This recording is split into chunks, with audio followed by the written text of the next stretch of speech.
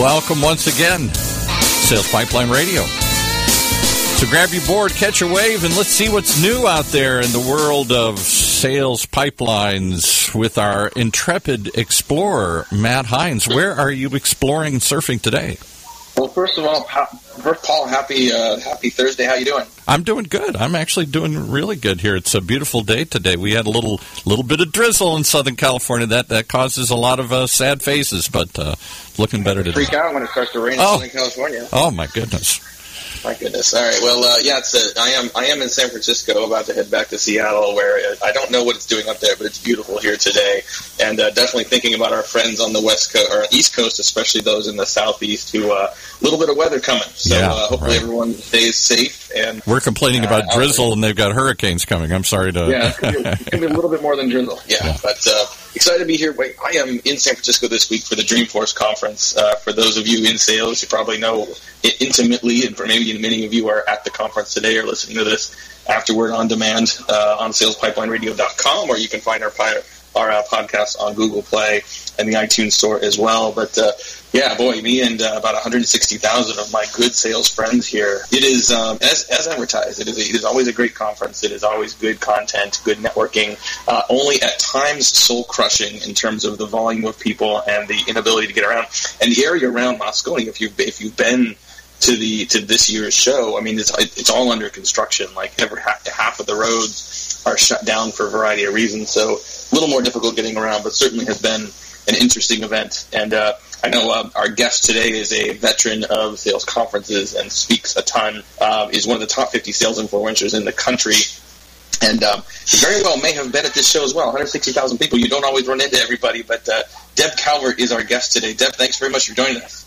Matt, thank you. Yes, I am local-ish. I'm in San Jose, so get in and out of Dreamforce every year. And you're right, it can be mind-blowing, the number of people and the choices that you have of how do I even begin to make the most of my time here. So I'm with you. It's crazy. It's totally nuts. But excited to have you on here. Glad we could grab some time. Deb Calvert, folks, is the author of the book Discover Questions, Get You Connected. She's an author, speaker, trainer. She leads the Stop Selling and Start Leading movement. We're going to talk a lot more about that over the next few minutes. But, Deb, I want to start with just, a little bit of your background. You've been in sales and sales management and sales leadership training for a very long time. Just give our guests a little bit of a background on who you are and where you're coming from. You bet. Well, sales all my life. I was the kid who at 5 was walking around with the little red wagon filled with vegetables from our garden, and I'd go door to door and sell vegetables. And I've always done something in selling. I was always the top campfire candy salesperson because the incentive was to earn a week at camp, and I always wanted 2 or 3 weeks at Camp Shawnee in Kansas City, Missouri. And then I sold advertising. And then I went to a corporate Fortune 500 and oversaw sales training and sales development. And I've been in business for 10 years now, People First Productivity Solutions. We teach sales trainers. We work with sales managers. We consult on sales productivity. But my first love is always the frontline seller. And so I've spent a lot of time working as a sales coach in the field and doing buyer's research to help sellers improve what they're doing. So talk a little more about this Stop Selling and Start Leading movement. So for folks that want to learn a little more about this, you can check it out at Deb's website. It's just peoplefirstps.com/stop-selling-start-leading, and we'll put that in the notes of for the podcast as well, so everyone can click on that. But help me understand what this means, because you're basically it sounds like you're telling salespeople to stop selling, which sounds counterintuitive. Talk a little more. I'm sure that's not what you mean in reality, but tell a little more what you mean by stop selling and start leading. You bet. So stop selling does not mean stop making sales. Stop selling means maybe it's time to abandon certain kinds of stereotypical sales behaviors that we all know aren't serving us well anyway. And if I were to abandon some of those behaviors, what would I replace them with? And what we're hearing loud and clear from buyers, and that we just finished a huge buyer research study. I'm in partnership with the University of Santa Clara and with Barry Posner and Jim Kouzis, who are the authors of the Leadership Challenge. We know what buyers want, and what they want are certain leadership behaviors. And we've been able to identify exactly what those behaviors are and how they would replace selling behaviors in a way that buyers would then be motivated to meet with you more often, more readily, and more likely to buy from you. So buyers themselves are giving us this feedback, and we've got it broken down into 30 behaviors that buyers find to be more desirable from their sellers. And I think that's kind of cool because there have been a lot of mixed messages out there. This research validates many of those other bodies of research, and it also gives us a slightly different point of view because it elevates some behaviors over others. So just a ton of clarity that comes out of this whole movement. That's fantastic. We're talking today with Deb Calvert on Sales Pipeline Radio. She's the author of Discover Questions, Get You Connected, and an instructor at UC-Berkeley is a certified master of the leadership challenge. And so not a whole lot of people, if anybody, that is as qualified to be talking on this topic. You mentioned, I think, 30 specific focus areas. Can you give people like an insight? We'll definitely make sure we send people off to the website as well, but give people a little taste of sort of what they're going to find there. You bet. Okay, so first thing I want to say about that particular page on the website, I really do hope a lot of listeners will go there because we have just opened up another aspect of our research, and that's the part where we want sellers to come in and tell us their personal best, your story. That's all we're looking for in this survey. Your story about when you were at your personal best in selling, because we're going to interface that with the buyer's research and be able to see how those behaviors line up. And for sellers who tell us their story, there's an incentive. You're sellers, after all. We'll do a prize drawing. Now, this is going all the way through March 2017, but when it wraps up, we'll do a prize drawing for everybody who's eligible, and we've got some cool prizes like a $500 travel voucher and some other good stuff. All of that's right there on that web page. When you go to that page, the other things that you will find are the written articles that we are releasing, and those are going to start to come hot and heavy.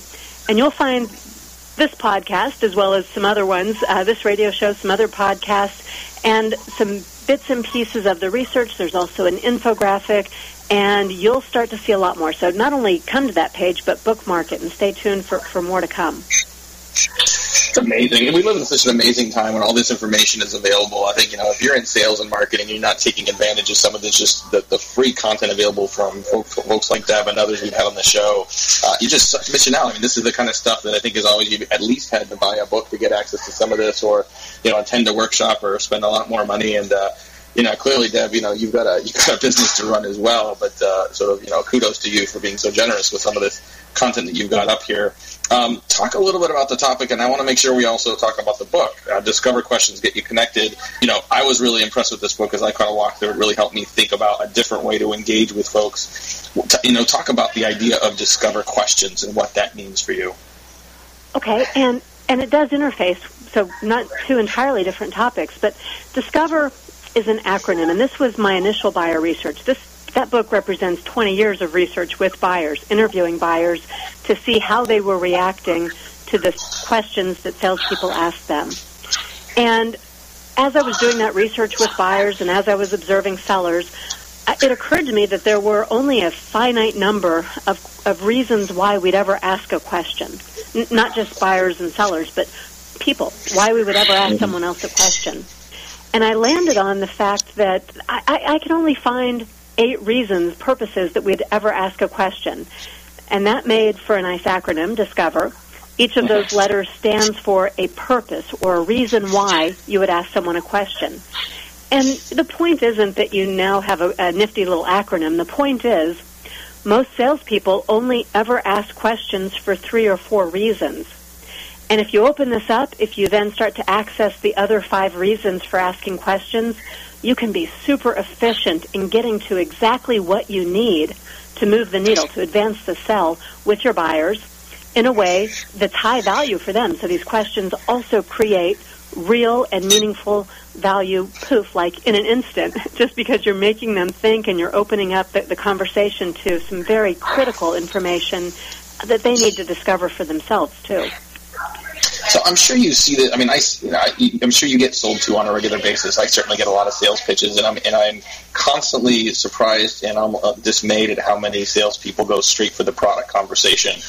They want me to immediately be interested in the product without really kind of providing any kind of context. What are some of the keys you've found to help sales reps and even sales managers and sales trainers understand the need and the value of asking those type of questions in advance to set the stage for what becomes sort of more of a presentation of the product or service? Yeah, I love that question, Matt. First I want to empathize a little bit with salespeople because it's hard. It's hard as you're working your pipeline. It's difficult to even get somebody on the other end of the phone. And when they do, you get that adrenaline rush, and wow, you want to just get them to buy, get them to pay attention, because it's so often that we don't get somebody on there. So at a minimum, we're trying to qualify. I hope you won't mind me doing something unexpected here. There are questions you can ask someone in the first 5 seconds that you work with them, that you meet and connect with them. And those questions will open the conversation up and pique their interest in a way that you can be a lot more elegant and a lot more effective in advancing the sale. And I did put together a one-sheet that I've used for some other purposes, but if anybody's listening and they actually want to get those questions that are pretty cool in terms of opening up the conversation, they could just email me. My email's on the website, so you're already connected to it. And I'll send you the one-sheet. I'll send you a free chapter of the book. I'll send you whatever you think is going to be useful. And the reason, Matt, that I do give away a lot of content, you mentioned that earlier, is people helped me. When I was selling early on in my career, I got good because I had lots and lots of support and help. And for me, this is just about kind of giving it back out there. So I'd encourage people to be in touch. That's great. No, thank you for that offer. For folks who want to take advantage of that, you can visit People First PS. That stands for People First Productivity Solutions. It's Deb's business. And there's just so many great resources on the site. Great content, great tools, just fantastic stuff. And I think you're right. I think it's a matter of sometimes helping your prospects or your sales team understand that the key to getting more presentations is getting prospects at the point where they want it, getting prospects at the point where they want to hear more about the solution, and you're not going to get there unless you get them curious, unless you get them to challenge the status quo they're working on. And it's been interesting just the last couple of days here at Dreamforce, walking around the trade show floor and getting a sense for how people do that. We get a lot, I'm sure as you do as well, get a lot of bad sales rep phone calls and emails, and unfortunately I found that many of those folks are apparently live at the trade show floor trying to do the exact same thing. Doesn't always work. We're going to have a lot more with Deb Calvert as we get back from we're going to take a little commercial break here. We're going to talk about something she's talking a lot these days, the idea of the all-new needs assessment. We're going to talk more about that. Share a few more pieces of feedback from what we're seeing here on the Dreamforce floor with some trends in sales we're seeing coming up, and lots more. Thanks very much for joining us today. This is Sales Pipeline Radio. In a world where the speed of innovation and change in B2B marketing has never been greater, the only thing bigger is the need for clarity, for a blueprint, for a guide to what's really working. And how about a way to apply it specifically today to increase sales pipeline growth, velocity, and most of all, conversion? That's what you'll find in the Modern Marketer's Field Guide. And amazingly, you can download it for free. HeinzMarketing.com, just like it sounds, HeinzMarketing. It encompasses the entire sales and marketing cycle, but in quick bursts with lots of specific, actionable ideas, strategies, tactics you can put to work right away, like today. The loaded table of contents helps you narrow in and tackle a problem. And it's something you can come back to over and over again as a reference guide. Why not download your free copy of the Modern Marketer's Field Guide? It's free. HeinzMarketing.com, just like it sounds. HEINZ Marketing.com. Whether you're producing a seminar series, users conference, lunch and learn, or exhibiting at a trade show, Validar has a solution. From capturing leads at trade shows to managing on-site registration, tracking session attendance, gathering information, and providing sponsors lead retrieval, we have a full suite of solutions for you. Since 2005, Validar has been turning corporate events and trade shows into better business. Call 888-784-2929 or visit us at validar.com. And now back to Matt and his guest. Awesome. Thank you very much. Well, thanks again so much, everyone, for joining us here. Sales Pipeline Radio live every Thursday at 2:30 Eastern, 11:30 Pacific. You can always catch replays of all of our shows on salespipelineradio.com. You can get a shortened transcript of every one of our conversations with our great guests at our website at heinzmarketing.com. And subscribe to our podcast. It's just replays of these great events that come straight to you, even if you can't make every episode live. It's just at the Google Play or iTunes Store, and you'll find those there.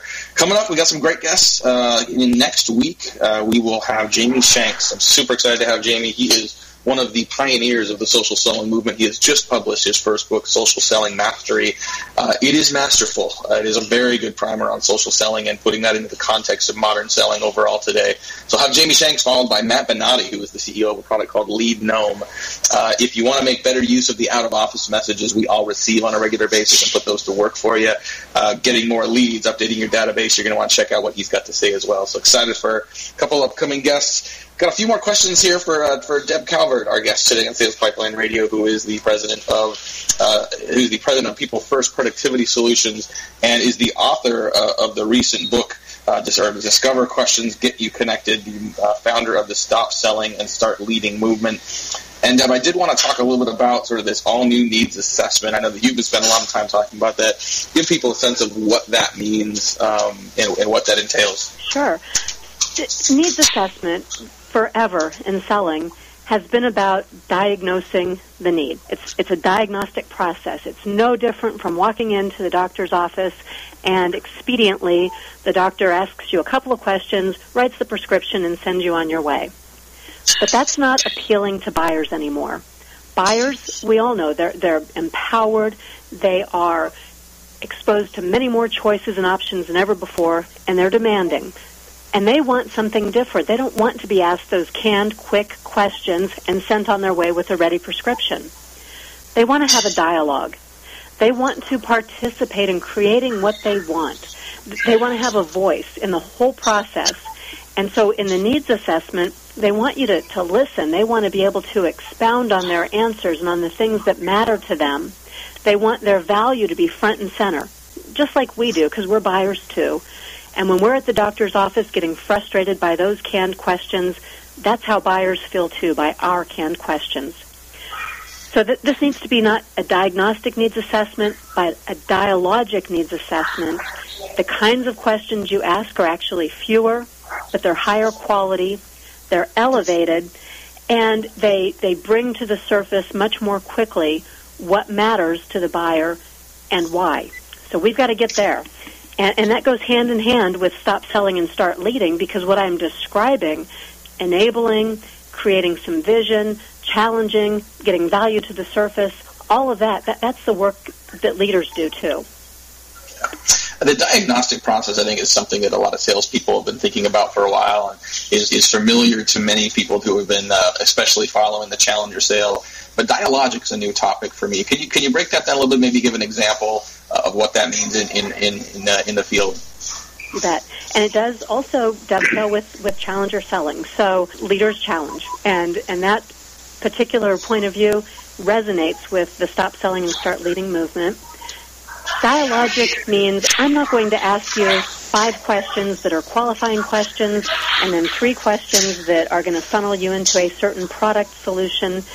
That's diagnostic. Dialogic is going to have a different sort of a funnel, and it aligns with the buyer's process. It gives credence to the fact that buyers have probably already done a little research. They understand their need. They understand your products better than you think they do. So they're impatient with your qualifying questions. We need to get more aligned around that. And then buyers, since they have already thought some of this through, and they're pushing you to do something a little different, we align with where do they want the product demo? Where do they want to be in terms of the conversation that we're having about price? We can't delay it the way we used to until it suited us and until we had what we perceived to be our value proposition in front of them. Instead, it's flipped.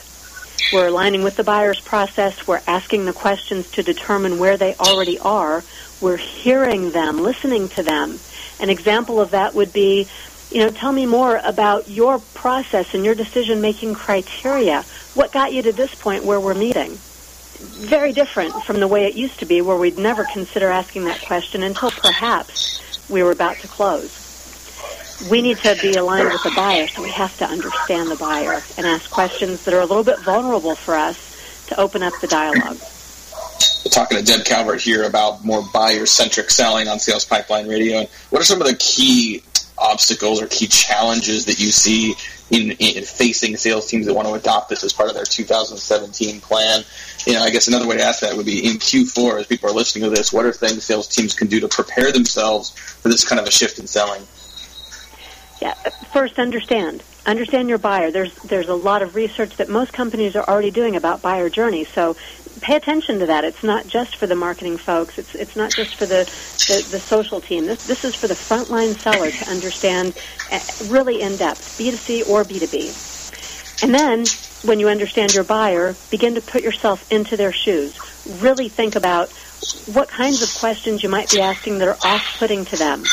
Come up with some different kinds of questions. Take a look at Discover Questions and Stop Selling, Start Leading, and tons of other great resources that are out there to help you get this kind of mindset.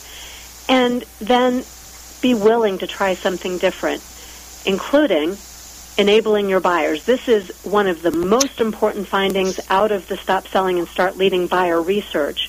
Your buyers want to participate in creating what they want, just like when they go to Chipotle and build their own burrito.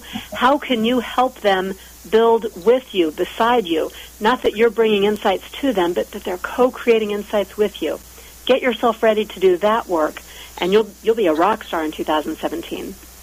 Absolutely. That's great advice. Well, if anyone wants to learn more about Deb and her work, you can definitely check her out at peoplefirstps.com. If you want to get a copy of her book, Discover Questions, Get You Connected, you can certainly find that on her website as well as on Amazon. And Deb, I guess as we have to wrap up here in a couple minutes, give me a sense of where all this is leading as we go into 2017, as a lot of organizations start planning for the resources they need to hit their number and beyond. What are your recommendations to start to operationalize this in the organization?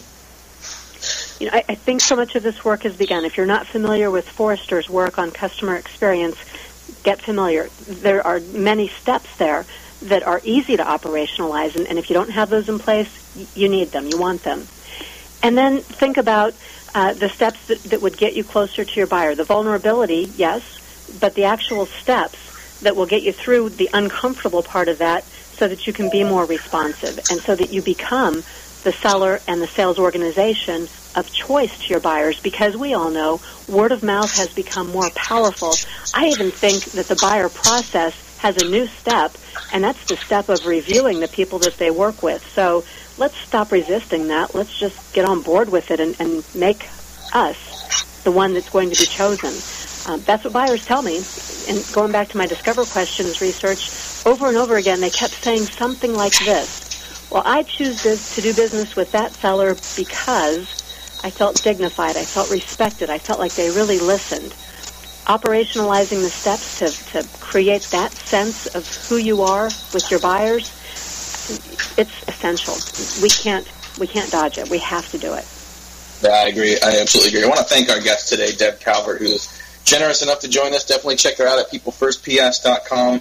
If you want to hear our conversation with Deb again, you'll be able to check that out in its full glory at salespipelineradio.com, as well as via our podcast that is available on Google Play and the iTunes Store. Make sure you tune in every Thursday, 2:30 Eastern, 11:30 Pacific. Next week, we're going to have Jamie Shanks, the author of Social Selling Mastery, who's going to talk about how that's evolved into a pretty critical element for selling for a number of B2B professionals. With that, thanks so much for joining us from San Francisco and Dreamforce. This has been Matt Hines. Thanks very much for joining us. Sales Pipeline Radio. As always, you've been listening to Sales Pipeline Radio on the Funnel Radio channel.